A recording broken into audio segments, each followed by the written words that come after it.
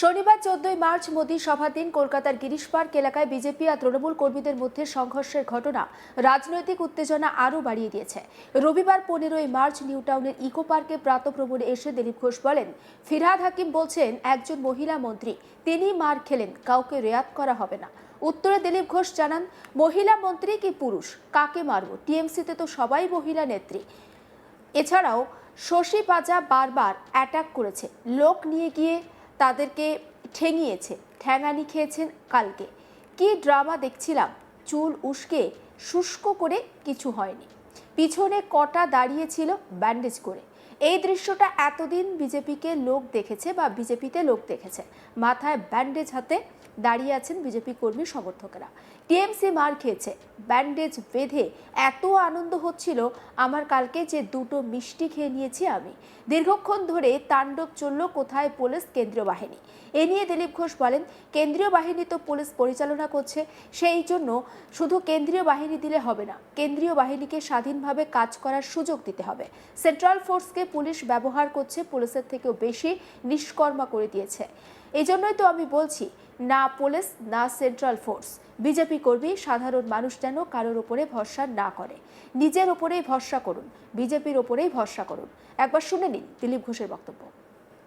TMC মার খেয়েছে, bandage বেঁধে এত আনন্দ হচ্ছিল আমার, কালকে তো দুটো মিষ্টি খেয়েছি আমি। আরে মহিলা মন্ত্রী কি পুরুষকে মারবো? টিএমসি তো সবই মহিলা, নেত্রী মহিলা, বাকিরাও মহিলা। পুরুষ আছে নাকি কেউ? ওখানে মহিলারাই পুরুষ।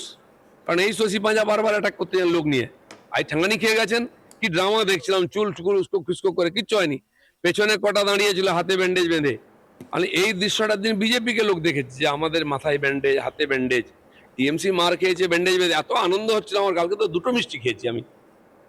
দাদা, এতক্ষণ ধরে প্রায় আধ ঘন্টার উপরে ধরে এখানে রণক্ষেত্রের অবস্থা চললো, কিন্তু কোথায় পুলিশ, কেন্দ্রীয় বাহিনী? কেন্দ্রীয় বাহিনী যখন কলকাতায় কেন্দ্রীয় বাহিনী তো পুলিশ পরিচালনা করছে, সেটা খালি কেন্দ্রীয় বাহিনী দিলে হবে না, কেন্দ্রীয় বাহিনীকে স্বাধীনভাবে কাজ করার সুযোগ দিতে হবে। এর আগে জামুরিয়াতে আমাদের উপরে অ্যাটাক হয়েছে, যাত্রার উপরে, বারাবণীতে অ্যাটাক হয়েছে, ওখানে আমরা দেখিনি সেন্ট্রাল ফোর্সকে, কারণ সেন্ট্রাল ফোর্সকে পুলিশ ব্যবহার করছে, পুলিশের চেয়েও বেশি নিকম্মা করে দিচ্ছে। সেজন্য আমি বলছি, না পুলিশ না সেন্ট্রাল ফোর্স, বিজেপি কর্মী এবং সাধারণ মানুষরা যেন কারোর উপর ভরসা না করেন, নিজের উপর ভরসা করুন, বিজেপির উপর ভরসা করুন। যদি আপনি যেটা বলছেন যে পুলিশ, কেন্দ্রীয় বাহিনীকে পুলিশ পরিচালনা করে, তাহলে ভোটের দিন তো পুলিশই পরিচালনা করবে, তাহলে তো সেটা আমরা নির্বাচন কমিশনকে বলছি, পুলিশকেও নিউট্রাল করুন আর স্বাধীনভাবে সেন্ট্রাল ফোর্সকে কাজ করার সুযোগ দিন, নাহলে এখানকার নির্বাচন আবার প্রহসন হয়ে যাবে। শনিবার 14 মার্চ মোদীর সভার দিন কলকাতার গিরিশ পার্ক এলাকায় বিজেপি আর তৃণমূল কর্মীদের মধ্যে সংঘর্ষের ঘটনা রাজনৈতিক উত্তেজনা বাড়িয়ে দিয়েছে। এই ঘটনার পর তৃণমূল নেতা কুণাল ঘোষ তিনি অভিযোগ করেছিলেন বিজেপি বাইরে থেকে লোক এনে হামলা চালিয়েছে। দিলীপ ঘোষ সেই অভিযোগ কার্যত উড়িয়ে দিয়েছেন। তিনি বলেন, বাইরের লোক লাগবে না, আমরাই তৃণমূলকে মারতে পারি। তিনি দাবি করেন, রাজ্যের মানুষ দীর্ঘদিন ধরে তৃণমূলের গুন্ডাগিরি সহ্য করেছেন এবং এখন তারা প্রতিবাদ করতে শুরু করেছেন। এই প্রসঙ্গে দিলীপ ঘোষ আরও বলেন, মানুষ অনেক সহ্য করেছে, এবার যদি গুন্ডাগিরি হয় তাহলে মানুষই জবাব দেবে। তার বক্তব্য, রাজনৈতিক উত্তেজনার ইঙ্গিত একেবারে স্পষ্ট। তবে রাজনৈতিক বিশ্লেষকরা বলছেন, এমন মন্তব্য অনেক সময় পরিস্থিতিকে আরও উত্তপ্ত করে তুলতে পারে। একবার শুনুন দিলীপ ঘোষ এই প্রসঙ্গে ঠিক কি মন্তব্য করেছেন। কুণাল ঘোষের ধারণা নেই বাইরের লোক লাগে না, আমরাই টিএম পারি, এবং সারা পশ্চিমবাংলায় বলে দিচ্ছি। আমি আজকে আহ্বান করছি আমার কর্মীদের এবং সাধারণ মানুষকে, টিএমসির গুন্ডাগর্দি, দাদাগিরি, লুটপাট অনেক সহ্য করেছে মানুষ, আমরা সামনে আছি, আমরা শুরু করেছি, আপনার হাত লাগান।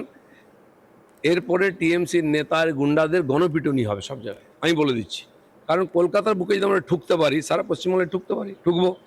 আর যে শশী পাঁজা কাল খুব ড্রামা করছিলেন, তার গুরু যেমন চেলাও তো ড্রামা কুইন হবে, উনি হয়তো ভুলে গেছেন যখন সুদীপ ব্যানার্জিকে অ্যারেস্ট করেছিল সিবিআই, উনি মবকে নিয়ে গিয়ে এরকম আমাদের পার্টি অফিসে অ্যাটাক করেছিলেন, ইট পাটকেল মারিয়েছিলেন।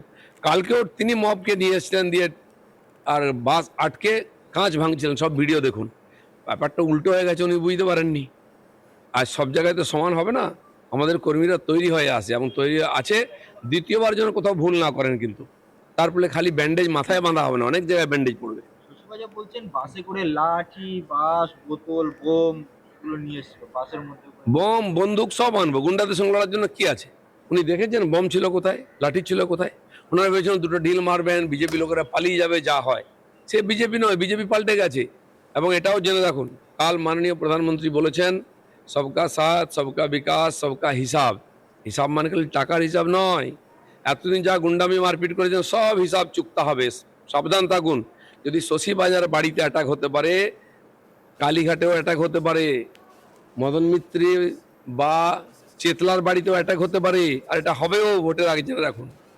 কিন্তু কলকাতায় যখন প্রধানমন্ত্রী এসছেন সেখানে দাঁড়িয়ে এই রকম ঘটনা, অনভিপ্রেত ঘটনা একেবারে সারা বিশ্ব বা সারা ভারতবর্ষের কাছে কি বার্তা যাচ্ছে? যদি এখানে আমাদের কেন্দ্রীয় বাহিনী যেখানে মোতায়েন হয়েছে। সর্বভারতীয় সভাপতির উপরে অ্যাটাক হতে পারে, মাননীয় নাড্ডাজির উপরে 21 সালে অ্যাটাক হয়েছিল, আমি তার গাড়িতে ছিলাম, তাকে ঘিরে রেখে 2000 লোক বড় বড় ইট পাতলে মারা হয়েছিল। তার গাড়ি যদি বুলেট প্রুফ না থাকতো ভয়ঙ্কর অবস্থা হতো।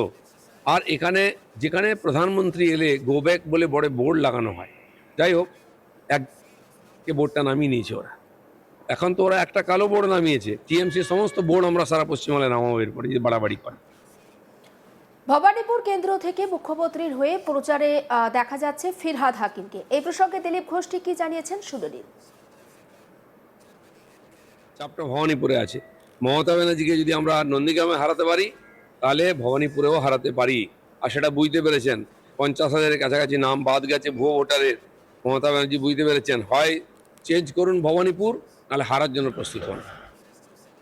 অন্যদিকে উত্তরবঙ্গের এক সভায় বাম নেতা অশোক ভট্টাচার্য মন্তব্য করেছেন যে তৃণমূলকে হারানোর জন্য বামেদের ভোট বিজেপির দিকে গিয়েছে। এ প্রসঙ্গে দিলীপ ঘোষের প্রতিক্রিয়া শুনে নিন। এই তো নতুন কি আছে, সিপিএম কংগ্রেসের মিলিত ভোট 22% আমরা 19 সালে একসঙ্গে পেয়েছিলাম। সিপিএমের খালি ভোট নয়, নেতৃত্ব স্থানীয় ক্যাডার তারাও বুঝতে পেরেছে যে টিএমসিকে হারানো সিপিএম পক্ষে সম্ভব নয়, তাই তারা বিজেপিতে এসেছেন এবং খুব সম্মানের সঙ্গে ভালোভাবে বিজেপিতে কাজ করছেন তারা, এবং তাদেরকে যোগ্য জায়গাও আমরা দিয়েছি। তৃণমূল তো বরাবর এই বিষয়টাকে উল্লেখ করে তারা কটাক্ষের সুর ছড়িয়েছিলেন যে বামেদের ভোট এখন রামেদের কাছে। না, এবারে ওদের হতাশ হওয়ার দরকার নেই। গতবারে সিপিএম কংগ্রেস এসেছিল, এবার টিএমসির ভোটও বিজেপির দিকে আসবে। দীর্ঘদিন দেখা গিয়েছে যে দিলীপ ঘোষ একেবারে রাজনীতিতে ব্রাত্য, কিন্তু ব্রিগেড অন্য ছবি দেখল। প্রধানমন্ত্রীর সঙ্গে দিলীপ ঘোষ খোশ মেজাজে কথা বলছেন। এই প্রসঙ্গে সাংবাদিকদের প্রশ্নের উত্তরে দিলীপ ঘোষ কি জানিয়েছেন শোনাবো। অনেকদিন পরে মোদিজির সঙ্গে দেখা হলো, সামনাসামনি কথা বলার সুযোগ হলো। আমি বিয়ে করেছি জানতেন, জিজ্ঞেস করলেন মিষ্টি খাওয়ালে না, তুমি বিয়ে করলে, লোকে তো মিষ্টি খাওয়ায়, একটু হাসি মজাক হলো আর কি। আপনি কি বললেন? আমি বললাম ইলেকশনের পরে খাবো। দাদা, অনেকদিন পর মঞ্চে মোদি তো একাধিকবার এসেছেন এবং তারপরে আপনাকে সেখানে দেখা যায়নি। ক্রিকেটে আপনাকে দেখা গেল এবং সেখানে বক্তৃতাও রাখলেন আপনি। যখন আমাকে দরকার হয়, ডাকা হয়, তখন আমি যাই। পার্টি আমাকে ডেকেছে, আমি গেছি। এটা তো সারা পশ্চিমবাংলার সভা ছিল, সমস্ত নেতৃত্ব স্থানীয় লোকেরা ছিলেন, আমাকেও ডাকা হয়েছিল, আমি উপস্থিত ছিলাম ওখানে। মঞ্চে তো আলাদা করে আপনাকে গুরুত্ব দেওয়া হলো, দেখলাম আমরা প্রায় 7 থেকে 8 সেকেন্ড আপনার সঙ্গে কথা হলো। গুরুত্ব দেওয়া নাই, সবাই ছিল, সবার সঙ্গে কথা বলছিলেন। যেহেতু আমার সঙ্গে অনেকদিন পরে দেখা হলো, তাহলে কি সেজন্য আমাকে একটু বিশেষভাবে কথা বললেন উনি, এর বেশি কিছু না, দেখা হয়। তাহলে কি খড়গপুরে প্রার্থী দিলীপ ঘোষকে আবার? খড়গপুরে কি হবে, সারা পশ্চিমবাংলায় কে প্রার্থী হবে, এটা যখন ঘোষণা হয়ে যাবে তখন জানবো। অন্যান্য সমস্ত খবরের আপডেটের জন্য নজর রাখুন আজ তাক বাংলায়। সাবস্ক্রাইব করতে ভুলবেন না।